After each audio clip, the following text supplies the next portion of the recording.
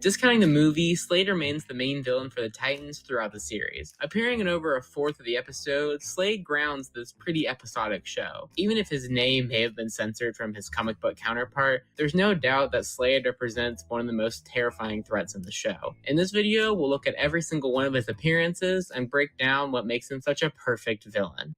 Cinderblock. I see your mission was a success. Chapter 1, Introduction, Divide and Conquer, Final Exam, and Forces of Nature. These 3 episodes largely serve the purpose of introducing the Titans themselves and kind of barely focus on Slade. Despite this, there is still a lot about the character that you can glean from the couple of scenes that he's in. The first time we get to see him is in Divide and Conquer, where his appearance comes immediately after Robin fights with his teammates, which ends up being pretty fitting. His first few appearances are only in the dark, with the viewer barely seeing any of his actual face. His secret lair looks really sick though, with the grating factory sounds backing up the beautiful colors. His role in this trio of episodes is only as a mastermind, sending different villains to test the Titans. Final Exam, the second Slade episode, shows more of the character we actually know, with the series premiere showing an unpoised version of the character and a weird old man assistant we never see again. Anyway, the Slade scene in Final Exam is seemingly way more in control, making him significantly more terrifying, and making it more obvious that he's kind of the end goal villain. The ending of Final Exam features the first real glimpse into his personality, and reveals that he knew the Hive students would fail to defeat the Titans. It's a fantastic scene, with Slade watching as Robin freaks out trying to figure out Slade's identity. Slade will get to torment Beast Boy, Raven, and Tara a bit later in the series, but for now, it's mainly just Robin. And it works really well to kind of set up the basis for how obsessed Robin and Slade are with each other. This obsession then continues into Forces of Nature. In this episode, Slade takes the appearance of an elderly master in order to command the young villains Thunder and Lightning to defeat the Titans. Now, I'm gonna be honest with you, this episode sucks. This is largely due to the terrible Beast Boy and Starfire stuff, which I'm not really gonna get into, but it's still arguably the weakest Slade episode in the series. There's definitely some great Slade moments, like his mental manipulation of the brothers, but the disguise angle could have definitely been reworked. The fight with Robin, the first fight between the two, is played secondary to the main conflict of the episode, ending pretty unsatisfyingly, and it ends before we even know it's Slade. There is some neat stuff towards the end regarding the obsession angle, as Robin starts to use I instead of we when describing the defeat of Slade, but it still ends rather abruptly. I get that Slade isn't the main point of the episode, but I think that a more extended version of the fight would have been appreciated. And that's pretty much all of the introduction we get for Slade before Masks kicks off the effective 3-part season 1 finale. I really like the idea of introducing Slade slowly throughout the beginning of the series, although I kind of wish they spread it more throughout. After the 4th episode, we really don't see Slade again until the end of the season. However, it does build some fantastic tension for the season finale, as we don't really even see his entire face until Masks. While I think that I would have put more of a spotlight on how it was affecting Robin, maybe mentioning him like looking for Slade at the beginning of other episodes, the introduction of Slade is handled really well, clearly showing him as the main threat of the Titans and building up to a main conflict down the road. All you care about is destruction. And all you care about, you destroy.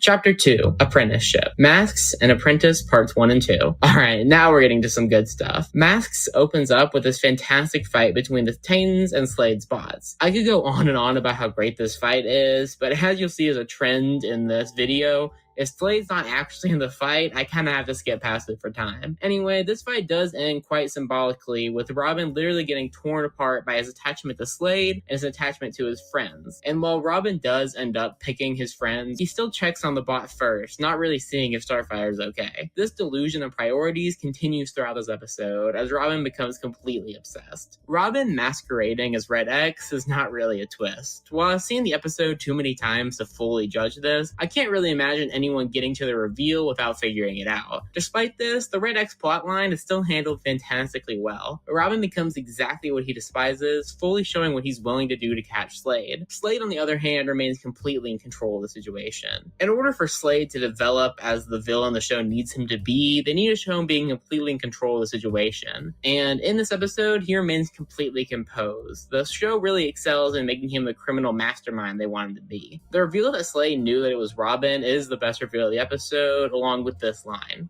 Indeed. You and I are so very much alike. This line brings me to something else with this arc in particular, and then after this point, the show really begins to dig in on this idea. This idea being that Robin and Slade are alike. And while it is a bit heavy-handed, they pretty much mention it in every episode beyond this point multiple times, this plot point is still really well done. The best displays of this are not when they just tell you, and they do just tell you a lot, but it's the non-verbal clues that we'll get to later. But it is a really interesting aspect to add into this plot. The fight across the rooftops is fantastic, and Slade saving Robin is some nice foreshadowing of Slade's plans in the season finale. I do think that making Slade actually a fake is a bit unnecessary. Was Slade capable of creating a completely functioning clone, one that can defeat Robin one-on-one? It does kind of ask the question of why he ever actually fights, but it's whatever. It's a fantastic Slade episode, although it still largely keeps the focus on Robin. Speaking of which, the ending really shows the tension that Slade is causing within the Titans. Even Star, the only Titan to stick with her teammate throughout this entire process, abandons Robin. I really like the decision to not show anyone else besides Star's interaction with Robin, mimicking how Star's is really the only one to stick with him. Star really drives into both Robin and the audience how similar he and Slade are, further pushing Robin towards the edge. This tension is unresolved, leaving it until the next episode, the two-part season finale, Apprentice. Part 1 begins with a dream sequence, both further showing Robin's similarity with Slade and the fear of such, along with his fear of hurting his friends in the process. This is accomplished with a ridiculously well done sequence, all against a beautiful, surreal purple background. The music during this segment is perfect too, but then again, for the sake of time, we have to move on to Slade's video call. Slade's fake plan is a bit boringly cliche, but the scene that follows is fascinating. As you'll see, especially during season 4 later in this video, Raven and Robin definitely understand each other better through their struggles with Slade. When Cyborg and Beast Boy try to stop Robin from pursuing Slade with them, even Star joins in and trying to block him. Still, Raven realizes this is hopeless, instead providing information. Raven trusts Robin, or at least knows that she can't stop him. This hope ends up being shattered though, as against the same purple sky as his dream, he ruthlessly and carelessly destroys Slade's bots before hurting an innocent civilian. It's honestly a beautifully terrifying scene, with Robin slamming him into the wall. Raven fittingly tries to stop him, and this leads to a heated exchange with Beast Boy. You know, just because we're trying to catch Slade doesn't mean you have to act like him. Don't you ever compare me to him. He's trying to destroy the city. I'm trying to save it. This scene uses Beast Boy, someone used almost exclusively for jokes, especially at this point in the series, as the final straw to show that Robin is too far gone. He is completely disconnected with his team, something that becomes literal when he is ripped away by Cinderblock. The fight with Cinderblock is short, but continues to show how ruthless Robin has become. When the fight is over, Robin doesn't even consider rejoining his friends, instead falling into an obvious trap from Slade. Slade not turning around when Robin enters the room is sick, and it's immediately apparent that this isn't the villain takedown Robin thinks it is. The first real fight between Slade and Robin is great for all the usual reasons, but also that Robin and Slade fight in the exact same way. This is one of those non-verbal clues I was talking about before, but their choreography just shows the similarity in their fighting styles. Despite being different sizes, they both utilize their agility in the same way. The fight ends quickly as Slade reveals his true plan. It's honestly pretty clever, both on Slade and the writer's part, as it perfectly hits Robin's weakness. While Robin was willing to sacrifice his own livelihood to pursue Slade, he quickly surrenders under the threat of his friends being hurt. And with Robin putting on his new costume and his friends completely unaware of his whereabouts, the episode ends on another somber note. Speaking of which, Part 2's cold open is fantastic. Part setup, part recap, this cold open utilizes voiceover, music, and silhouettes perfectly, building to the reveal that Robin is the villain that the Titans are chasing. It's a great start to the episode that, if you're watching this in pretty much any modern way, including this video, you won't see. Weird, as you miss a bunch of context for this first scene. Modern viewers of this episode will instead immediately jump to seeing Robin cornered by his friends. The use of fire to show the silhouette is again terrific, keeping the Robin versus Titans fight for later in the episode. I like how they don't have Robin fully give up. Instead, he tries to attack Slade at nearly every opportunity that he has. Just like Slade, Robin doesn't give in, ruthlessly attacking him at every chance. And that's a word that in the episode keeps going to. The best word to describe Slade and the Robin created by Slade is ruthless. The insanity caused by Slade's torment has made Batman's protege into a ruthless fighter. More on Batman in a second, but Slade telling Robin that his vitals prove that he was enjoying fighting his teammates is an insanely terrific moment. Robin doesn't even fight this assumption, as he knows that both he and Slade know it's true. Back to Batman. The The cut to bats flying when Robin mentions that he has a father figure is likely just a nod, but it also begs the question, what's so different between what Slade is trying to do with Robin and what Batman did to him? Both tried to get Robin to become an apprentice to fight for their personal values. The episode doesn't really have time to get into this, and I don't really either, so let's just get into the full fight between Robin and his friends, fittingly on the Wayne Enterprise building. At this point, every Titan besides Star has turned on Robin, but each one of them still hold back to different degrees. But obviously, the most cinematic shot of the episode and of the season comes when Star confronts Robin. When it comes to dealing blows, neither character can do it. And right in the middle of this emotional scene, Slade does what most villains can't: follow through on his threat. We get to see Slade destroy the rest of the Teen Titans, forcing Robin to use the blaster. This scene shows Slade at his coldest as he gains complete power over Robin. After this, we get yet another Slade and Robin fight, where both characters utilize a staff, showing yet another similarity between the two. However, in this fight, something's different. Both literally and metaphorically, Robin begins to shatter Slade's mask. Slade loses his composure, eventually having to threaten Robin's friends again to get the situation under control. Robin has failed to defeat Slade by himself, leaving him completely hopeless. He is now completely alone. Very fittingly, the only way for Robin to defeat Slade is to utilize the one difference between them: Robin's friends. Robin putting the bots inside of himself is a bit thematically empty, but Slade choosing to let all the Titans live instead of ending them right then and there is a pretty interesting scene. It shows Slade's refusal to lose as he holds on to the hope that Robin will be his apprentice to the bitter end. We get a quick look at Slade under the mask before he flees, showing that he doesn't look that different from Robin. Back at the tower, the finale concludes from a thought with Robin. When Starfire starts to apologize for comparing Robin to Slade, he interrupts and admits that without support from his friends, they would both be the same person. This both shows Robin's character and Slade's, highlighting how alone Slade is. Besides the weird old man that Slade is seen with in the premiere, Slade is always alone, hidden in the dark. This finale, along with the arc in general, is fantastic. Slade, especially the way he's portrayed in this show, is the perfect foil for Robin, showing what he can become if he doesn't stay attached to his friends. Slade's cold and calculated, only being open to attack when he loses his composure. His portrayal in this season is arguably his strongest, as you'll see as we discuss the rest of the series. I'll circle back to the events of this arc at the end of the video, but we're a few thousand words in, so we need to move on. Don't worry though, this isn't the last time Robin is tormented by Slade, but for now, it's someone else's turn. As master and apprentice, we fight as one. Chapter 3, Aftershock. Terra, Titan Rising, Betrayal, and Aftershock Parts 1 and 2. After a pair of non-storyline episodes, we get Episode 3, Terra, and the return of Slade himself. It's fairly early in the episode, before the intro even kicks in, as Slade claims Terra. Robin and Raven sense something is off, and sooner or later their suspicions are confirmed. Now, Slade's return is something I think they could have handled better here. To be honest, it's rather unceremonious for the villain of Season 1. I think the problem was introducing him so early in the episode.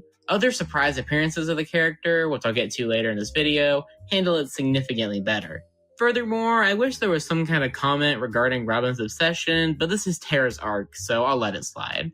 Getting into the first fight with Slade's bots of the season, we see a continuation of a certain trend. Terra's weakness causes her to ruthlessly attack the bots, which should seem familiar to you as that's exactly what Robin did last season. The show loves to do this, even outside of Slade's arc, but more importantly regarding Slade, each of the characters that he torments at one point either attack his bots or attack Slade himself ruthlessly. Anyway, if it seems like I have issues with Slade's depiction in this episode, that ends as soon as he confronts Terra. After trapping her, Slade begins to mentally terrorize her. We got to see a little bit of this with Robin, but he kicks in a hyper gear with Terra. He makes her feel bad about her lack of control and makes her doubt the Titans and even makes her consider joining him by her own will. While he initially fails, by the end of this episode, Terra is on his way towards him. Even as Slade feels a bit frazzled at times in this episode, he completely manipulates Terra in ways that she can't even comprehend. And when Robin accidentally makes her believe that Beast Boy broke her trust, Slade has her exactly where he wants her. Titan Rising opens up pretty innocuously, with the Titans Titans playing volleyball against a mysteriously Slade-colored sky. Terra comes back, this time with mysteriously mastered powers. Further adding suspicion, we get this sick foreshadowing sequence when Terra and Raven bump shoulders. Meanwhile, Slade's got some new bots and a new plan, and once found, he gets into an immediate fight with Robin. This fight is clearly not the focus of the episode, and most of the focus remains on Terra and Raven in order to build a moment in the season finale. This is fine and all, but I would have liked to see a bit more emphasis on this Robin and Slade fight. It's pretty obvious that Slade is just stalling here, and the lack of a fight from Slade after his plans are thwarted, in conjunction with the edgy hair flip from Terra, make it pretty obvious that something's off. This episode is fine Slade-wise, but really not one of the strongest. It's more about setting up the next episode, so I'm gonna go ahead and move into the aptly named Betrayal. It's a fantastic episode all around. It's really great to see each Titan get analyzed, followed by the reveal that Slade has been working with Terra all along. Seeing the deconstructed communicator on his desk gives you the impression that Slade has been carefully planning this day for a while. And as Terra and Beast Boy leave, Slade's plan comes into action. Throughout this point in the series, Slade has burned forests, destroyed city blocks, and nearly killed each Titan from the inside. Despite this, watching Slade's bots terrorize the Titans in their own tower is perhaps the most terrifying. I think it's the dark atmosphere, or perhaps the Titans' reactions, but this scene genuinely feels like the end of the good times for the Titans. Meanwhile, Slade is terrorizing Terra without even trying. No matter where Terra turns, no matter where she goes, it'll always feel like Slade is with her. And after a moment with Beast Boy, it's no longer just a feeling. It's a fantastic shot with Slade peering over at Terra's intimate moment, letting her spot him instead of interrupting. Here, Slade begins to do what he does best, drive friends apart. He plants seeds of doubt in Beast Boy, making him give up on Terra while he still has time to save her. The Hall of Mirrors makes for some ridiculously fun shots. Seriously, they go ham with the setting, even, as we'll get to later, reusing it for the series finale. Beast Boy hopelessly shattering mirrors while Slade announces that his friends are being actively killed is fantastic. If Slade's bots infiltrating the tower felt like his victory, then this is his victory lap. Of course, Slade hasn't won yet. The Titans miraculously beat all of his bots, and Beast Boy even holds his own against Slade. But it's still clear this isn't a happy ending. Not just Beast Boy, but every single Titan is crushed by Terra's betrayal and Slade's role in it. Slade has topped his Season 1 performance, this time erasing any doubt of his victory over the Titans. And with that thought, this episode leads beautifully into the finale of the season, Aftershock. Aftershock opens up with a fantastic cold open. Terra's monologue shows that she has completely given herself to Slade, and her outfit signifies that change, just like Robin's did in Apprentice. The Titans, on the other hand, seem to be doing okay. It seems like they're going to get through. Terra repeating Beast Boy's line back at him feels like she's been pushed past the edge. Stop, we're your friends. I don't have any friends, remember? After this line, we get the reveal that Slade's suit allows him to use Terra's power for her. Terra came to Slade seeking control, and in the end, he takes it from her. It's pretty chilling to watch Terra embrace this, and it's easy to sympathize with the horrified Titans. Robin even calls for a retreat, something that he's really never done in the series. Back at the tower, we get a pretty heated exchange between Beast Boy and Robin. She's working for Slade. When you were working for Slade, did we give up on you?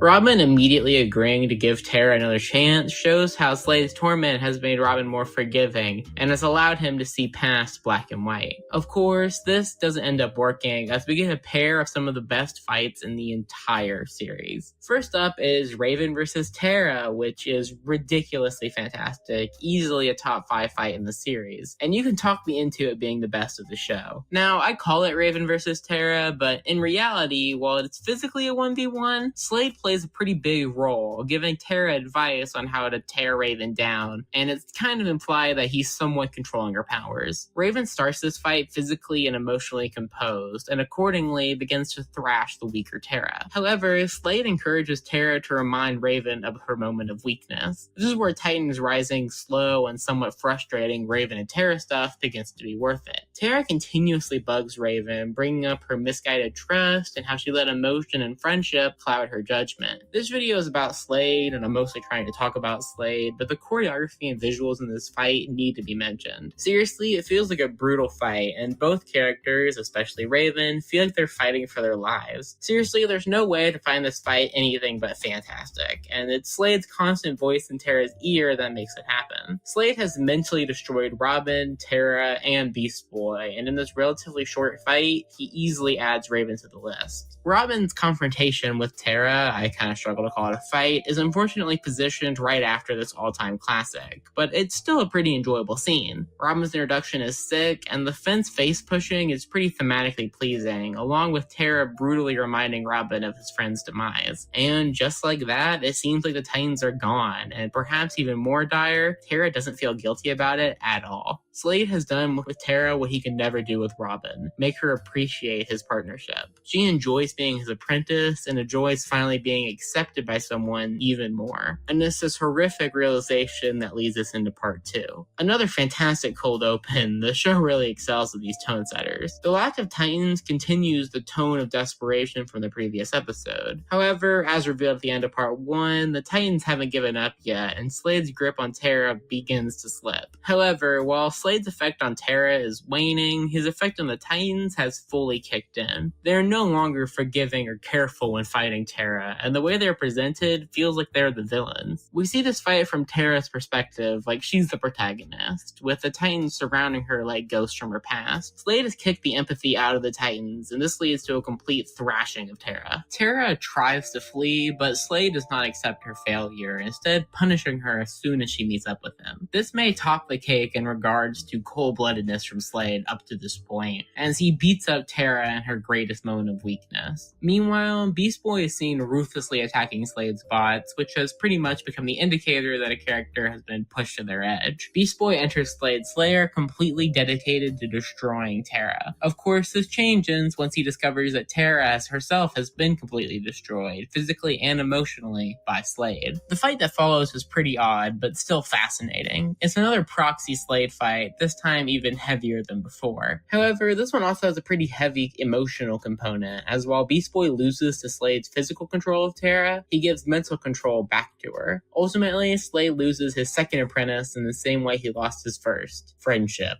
The Titans pull Robin out of Slade's grasp, and Beast Boy, Tara. Slade loses any sense of composure after this point, carelessly attacking Tara and giving her the opportunity to eliminate him. Yep, that's right, Slade literally dies. Now obviously, if you've seen either the show or the length of this video, you know that Slade will come back, but his death is a bit unceremonious. However, it is his arrogance that leads to his downfall, so I'm alright with it. His most powerful impact comes after his death though, as despite her apparent victory, his grasp on Tara is ultimately permanent, as she essentially perishes as well. This does feel a bit like the show just needed to get rid of Tara for season 3, but still, it gives the show a surprisingly dark season finale. Even once completely converted to darkness, Tara manages to finally get the control she always wanted and dies a hero. And that's really what this arc is about: control and acceptance. Slade provides Tara with both of these things at a severe cost. And that's what Slade does. He gives characters what they want, such as Robin with the thrill of fighting, but it's never what one would hope for. The arc is definitely more focused on the apprentice and the master when compared to season 1, but there is still plenty of room for Slade to show why he's such a great villain. Until the very end of the season, Slade is completely in control, and it's this constant presence that makes this arc so great. Anyway, to wrap up the discussion of this arc, while it might not be Slade's best arc, it's certainly the best Slade arc.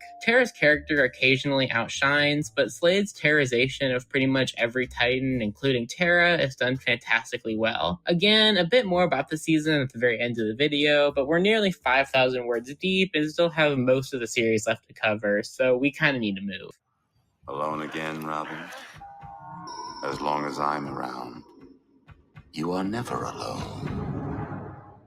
Chapter 4, Absence, X, and Haunted. So, in a very technical way, there is no Slade in either of these episodes. In fact, depending on how you interpret the Teen Titans timeline, it can be argued that Slade is still dead at this point, or at least inactive. So, why am I talking about them in a video entirely about Slade? Well, as you'll see, these episodes both deal either indirectly or very directly with the consequences of the Season 1 arc, both physically and on Robin's psyche. Starting off with X, this one will be brief since Slade barely even visually appears in this one. Anyway, this episode deals specifically with the ramification of masks, and even more specifically with Robin creating Red X. The cold open to this one is all about the difference between good and evil and the gray area in between. And while this does eventually transition into Teen Titans teaching the audience what an anti-hero is, it begins as raising the question, does Robin's evil actions during the Season 1 finale make him evil? Obviously, the answer is no, but this episode is more about explaining why. Skipping past another of one of the show's best fights, I really wish that they showed the Titans' lack of trust in Robin as less of a joke. It's completely comedic here, but I wish they instead had his teammates doubt him a little bit more. Anyway, this sequence right here is one of, if not the most, visually impressive sequence in the show.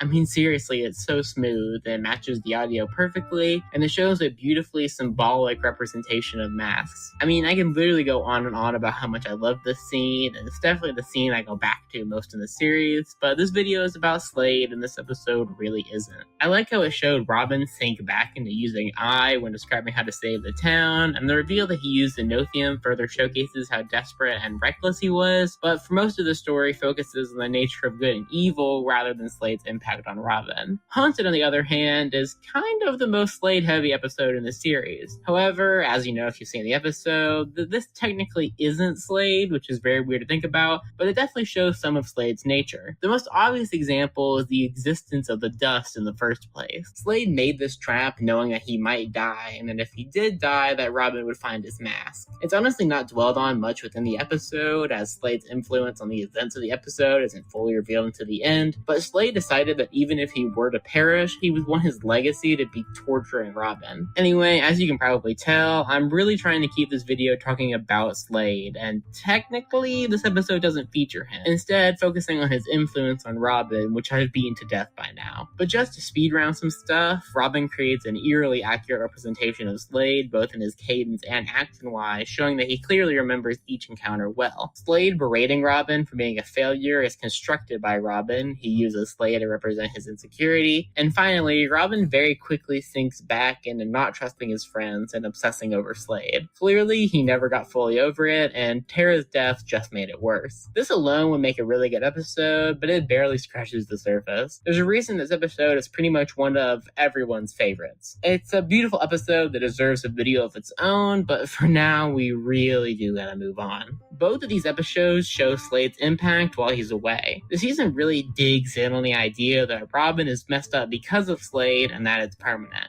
There's really no solution at the end of Haunted, just an ominous side of his return. Obviously, they deal with Robin actually seeing Slade, but he's still obsessed with Slade, which was the backbone of his entire problem. Slade's impact on Robin is never understated, and instead of suggesting that Robin can just get rid of Slade's memories, the show instead demonstrates that Robin has to use his friends to help him get through it. And Robin's commitment to do this at the end of Haunted gives hope that the worst of Slade is past, and that the Titans can focus on moving on. And maybe this would have worked if it wasn't for...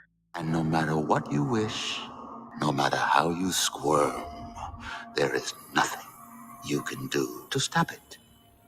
Chapter 5, Return, Birthmark, The Prophecy, and The End, Parts 1, 2, and 3. Okay, now we're really back into Slade episodes. Well, kinda. It's odd because this arc is definitely not about Slade. If Season 1 had Slade as the primary antagonist, and Season 2 as the catalyst for Tara's betrayal and downfall, then Season 4 relegates him to nearly an assistant antagonist or a servant role. But it's when we get to see Slade outside of his control, outside of his comfort zone, that we begin to see a bit more into his character. Slade's return comes fairly early in the season, right at the beginning of the arc, with Birthmark. The episode starts off with the least threatening villain in the show, Dr. Light. There's a reason this guy is almost never the primary antagonist of the episode, as the team quickly dismantles him. But after this, we, as in the audience, are the first ones to see that Slade is back. This arc actually plays around with establishing tension pretty frequently, and this example of Slade works really well. Raven is already acting strangely, and instead of keeping Slade's return a secret, the show lets that tension and expectation build. Raven is already turning on her friends before Slade even gets involved, and while there's definitely a slight moment of Slade trying to do this further in a future episode, he largely doesn't try this tactic with Raven like he did with the other two apprentices. More on this new form of torment later, but first we gotta talk about his actual return. The show sets this battle in a factory setting with orange and black backgrounds, making it as obvious as possible that it's Slade, without making it seem like the Titans should also know. And yeah, the Titans look absolutely mortified when they spot him. The events of Haunted have clearly weighed on Robin, and it's clear that Tara's death has taken its toll on Beast Boy as well. Something is different this time with Slade though. That's right, he has fire powers now. Okay, for real though, this Slade does not fight or act in the same way as seasons 1 and 2 Slade. While he's always been a seriously strong combatant, there's a reason he avoids fighting all 5 Titans at once. By himself, with no planning, Slade is only slightly stronger than Robin and would likely get thrashed by a fully powered Titan squad. However, partially because of his newfound confidence as a result of his new powers, in part because of necessity, Slade does not hold back at all and fights as aggressively as we've ever seen him. Well, he kinda doesn't hold back. In reality, he's still not trying to kill the Titans, but then again, he never really has actually tried to, at least not without Tara. Anyway, Slade is still as terrifying as ever, with Ron Perlman delivering some daggers when talking to Raven. Throughout talking to Raven, Slade again targets the Titan's insecurities, and if you haven't noticed yet, he's pretty good at doing that. He mentions how the evil and power she fears is inside her, and how it's inevitable that she will eventually release it. It's honestly perhaps the creepiest Slade we've seen. Robin and Slade have their, I think, 6th fight, depending on how you count. Anyway, this one might not even make that list, considering that it shows that Slade isn't human or really mortal anymore. I mean, this neck crack kinda ends any chance of a fair fight, doesn't it? Anyway, the Slade and Raven chase down and confrontation is perhaps the strongest display of animation in the show. I mean, it feels truly massive, and the scale of the city is done fantastically well. Slade tearing through Raven's clothes likely has a main purpose, but it also represents him tearing through her emotional walls, unveiling her insecurities from within. The moonshot begs to become a profile picture,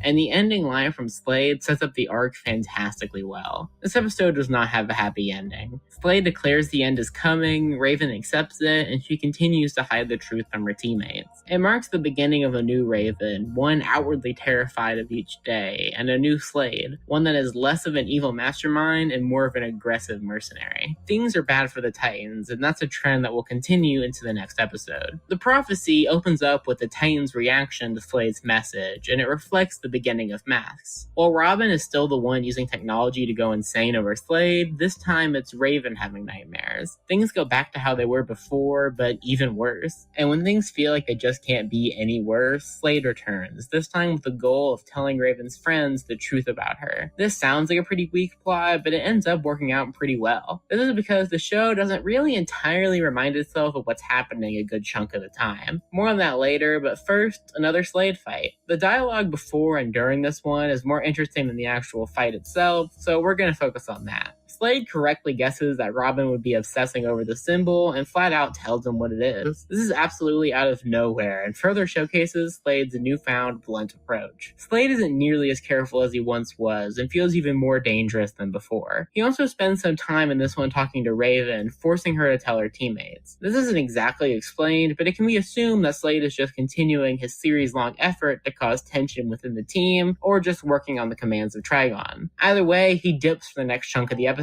reappearing just to thrash the Ravenless Titans. And just as he's about to finish, Raven comes to establish that Slade is no longer in control. This fight, more of a beating, is one of my favorites from the show. I didn't really get to go over it in this video, but this episode has been tough for Raven, with the last event before this being Raven discovering that her mother is dead, and so is everyone she grew up with. So when Raven annihilates Slade, it's heavily cathartic. The scene is just so sick. Just as I've mentioned 3 times so far, when a character ruthlessly attacks something that kind of looks like Slade, it reflects that they have been pushed too far. Yet, despite this apparent victory, Slade remains unharmed, and the Titans fear their friend. Slade has done exactly what he wanted to do. He delivered his message, got Raven to tell her friends the truth, and caused a divide within the team. Also, this episode explains Slade's deal with Trigon, although future episodes like to pretend it's still a secret. Slade fighting for his own flesh and blood explains his level of desperation throughout this pair of pre-finale arc episodes. It also leads well into the finale, the aptly named The End. Part 1 really loves to pretend that it hasn't revealed it yet, but I think it's fairly obvious what's at stake for Slade here. And while he'll deny this later, it's pretty obvious too that Slade doesn't really mind seeing the world come to an end. Anyway, here's a good time to address something that I probably should have explained at the beginning of this part, but this arc is enormous, and this finale is the largest story the show ever tries to tell. As a result, Slade isn't present or even involved in large portions of this finale as the attention shifts to Trigon. That means that in this Slade video, we're going to be skipping through large portions of this 3-parter, including multiple truly fantastic scenes. I'm already kind of planning ways to maybe cover these episodes in the future in more detail, but for now, let's just move on to the next Slade fight, taking place after the most predictable exchange in the entire show.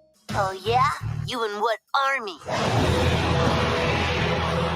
The fight further emphasizes the inevitability of the new Slade, as no matter what strategy the Titans employ, Slade remains unscathed. See what I did there? It's like unscathed, but I said scathed, like the mark that protects Slade. Okay, I'll just move on to Raven's dismantling of Slade, except this time verbally. Yeah, Raven slayed Slade, causing him to question his alliances. And unlike what Slade usually does to his Titan of the Week, Raven isn't lying. Trigon does betray Slade, and Slade finally feels what it's like to be one of his apprentices, lured in with false promises and left with nothing to show for your evil. And with Slade seemingly getting killed, that's the last we see of him until part 2. Okay, I know I said I would only talk about Slade stuff, but Trigon using the tower as a throne is absolutely hilarious. Anyway, Slade doesn't even appear in this episode until about 7 minutes in, when the Titans are already at their lowest. Still, even when they feel hopeless and completely defeated, the Titans fully take the opportunity to completely thrash a powerless Slade.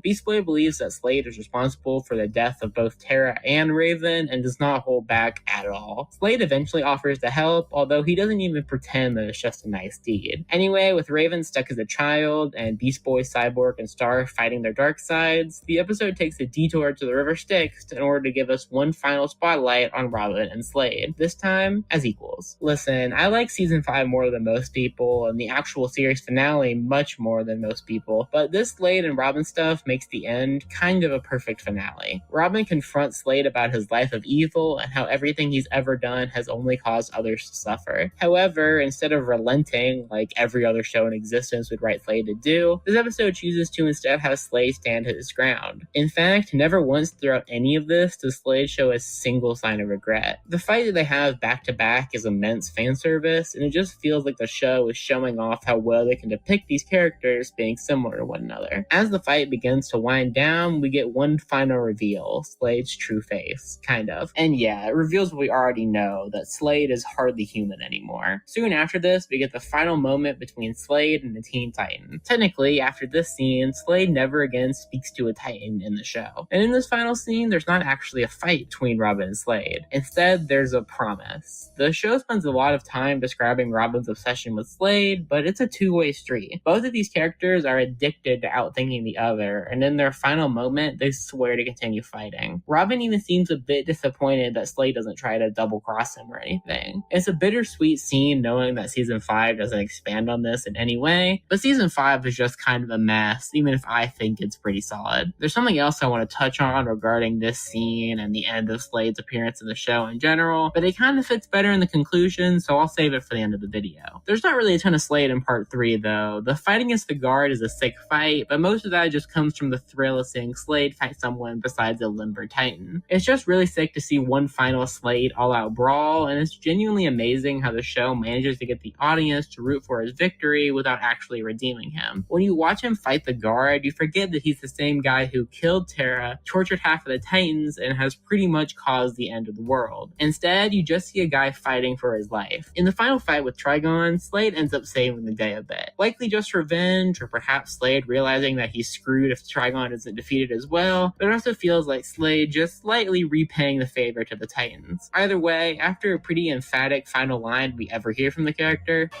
For the record, I'm nobody's servant. he is launched back, never to be seen in the show again. Slade's involvement in this arc is a different vibe for the character, something that we haven't seen up until this point. Despite his final line, he does actually spend most of the season as a servant, carrying out the will of Trigon. I know I've beaten this horse to death, but it does truly show us a different side of the character. One that is forced to be the aggressor, not able to wait back and plan. It's also Slade at his weakest, as he gets annihilated by multiple characters throughout this finale. Despite this, it ends up being the first time that Slade ends up winning. Slade helps Trigon track down Raven in order to get his flesh and blood back, and by the end of the last episode, that's exactly what he has. In more ways than one, this is the perfect end to Slade's story. He ends the series in the exact way he started it, gaining nothing and losing nothing, and as Robin puts it, causing suffering to nearly everyone he encounters in the process. I could go on and on and on about this, but we still have another episode to cover, and I have a lot to say in the conclusion, and this video is supposed to be like 10 minutes, if it's not, and I'm really kind of dreading how long this video is going to take to edit, so let's just end this run-on sentence and move into... She doesn't want to see you anymore. She doesn't want to see you anymore. She doesn't want to see you anymore. Chapter 6, Epilogue, Things Change, and Conclusion. Okay, as you can probably tell from the title of this section, there's only one episode to talk about, and contrary to what would make a cohesive or satisfying ending to the video, there's really not that much to talk about from a Slade lens in this one. Now, obviously, this episode is fascinating, and I'm pretty sure I'm going to do a video on just this episode before the end of the year, but the Slade stuff is kept to a single section. Now, what you take away from Slade's section of this episode is dependent on your interpretation of the episode. Now, obviously, this is stuff I'm going to cover when I cover the episode in its entirety, but basically you come out of this either thinking that it's real or in Beast Boy's head, and it's dependent on which view you have about what you take out of this episode, Slade-wise. If it's in Beast Boy's head, then it's just another example of the Titans being traumatized by Slade's actions, and it serves to further show how Beast Boy sees Slade as the epitome of evil. It's kind of him seeing Slade as his insecurities, just like Robin did in Haunted. Anyway, if this episode is actually happening and not in Beast Boy's head, then it's really just Slade being a jerk for no reason. I get that he pretends to be trying to help Terra, but unlike all the other times where he gets the Titans to doubt whether or not they're liked by their teammates, this one seems to be without a motive. Also, Slade's not actually there, instead sending a bot, in case you wanted more reasons to dismiss this episode's importance Slade-wise. This uncharacteristic behavior is part of the reason I personally think these events didn't happen like they're shown in the episode, but I digress. So while seeing the Hall of Mirrors being used symbolically is still sick, and Slade appearing somewhat in the finale feels right, there's not much more to get out of this episode for the sake of this video. Before concluding, I want to address a few things about Slade's fate beyond Season 4. First of all, if you think that Season 5's finale was written to be a transition to Season 6, then I really don't understand how you get that conclusion. To me, anyway, it's pretty obvious that Season 5 is a reaction to the show being canceled, and it's obvious from the animation being kind of rushed that the episode was kind of thrown together once they knew they were being canceled. Anyway, enough of that rant. I've heard that at some point Slade was planned to be a part of Season 5, taking out the brain in the middle and becoming the main villain, and while I'm not doubting that that's true, I really don't feel like it's fair to analyze what would have been in the show. As you can hear, my voice is dying while recording this, so I'm going to try to keep this conclusion pretty brief. I mean, covering every episode he appears in doesn't leave me with too much to talk about, but I'll hit some broad strokes. One thing I want to focus on is Slade's lack of redemption arc, which is 100% the correct decision. Now, treating this like a creative decision and not one mandated by the show's connection to the comics, making Slade a hero like the Season 4 finale gives an opportunity to do would ultimately ruin his character. Redemption arcs can either recreate a villain in a whole new light, think like Zuko and Avatar, or retroactively trash their villainy, like the Diamonds in Steven Universe. Since Slade has committed such terrible acts like killing the main character character of a season, it's hard to imagine that there was much of a clean way to make him into a good guy. Another thing you've heard me mention over and over and over again in this video is Slade's impact on Raven, Beast Boy, Tara, and Robin. And that's where the perfection of Slade's character lies. While yes, he's a fun, interesting character in himself, he's not really dynamic. From the beginning of the series to the end, he's pretty much the same guy. While you get to see a different side of him in Season 4, he ends up just becoming the mastermind that he was in Season 1 by the end of the Season 4 finale. It's what he does to other characters and for their arcs that his character truly shines. He forces characters to confront either themselves, like in Raven and Tara's case, or true evil, like in Robin or Beast Boy's. By keeping Slade a static character, the show can use him to showcase the change that other characters go through.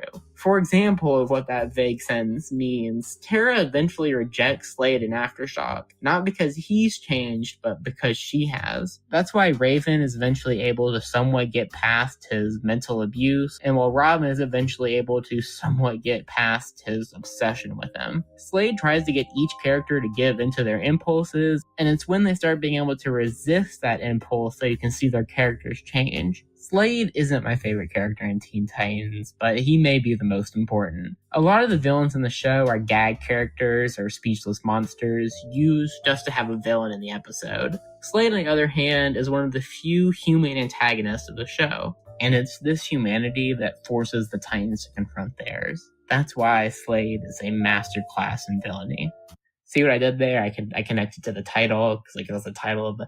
And anyway, just to get some YouTube-y stuff out of the way, if you want to see what my next videos are or yell at me that I said something bad about your favorite episode, my Twitter's in the description. You can also use my Twitter to tweet ideas at me or comment them below because, as you've probably noticed, this isn't in every episode of Reviewed Video. I've changed the format, kind of opening it up to pretty much anything about cartoons. So if you have a certain cartoon you want me to cover, or a certain episode, or a character, or a concept, just let me know. Anyway, this video is a lot to put together and a lot to edit, so expect the next couple of ones to be a little bit shorter. Anyway, this has been Apple Samuel, my voice is completely gone, and I'll see you hopefully in the next video. Thanks for watching.